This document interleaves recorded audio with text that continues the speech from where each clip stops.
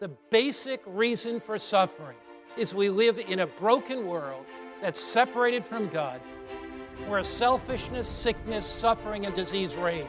And God does not always intervene with poor, sinful choices.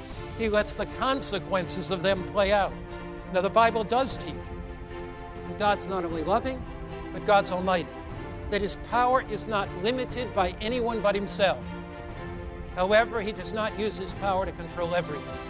Similarly, for now, he chooses to tolerate the misuse of the freedom of will, where some people use to harm others. But God will not tolerate that abuse of free will indefinitely. There will be a reckoning day. There will be a judgment day. One day, sin will be banished from the universe forever. One day, sin and sinners will ultimately face the judgment bar of God. One day, Christ will come, and God will be a consuming fire to sin wherever found. So why is it that there is suffering in our world?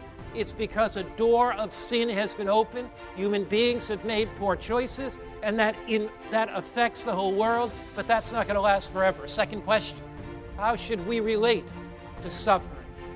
The suffering in the world and the suffering in our own life, the pressures that we face emotionally, the heartaches we face at times in our families, the heartaches we face at times with sickness, the heartaches we face as we watch the news. How do we relate to that?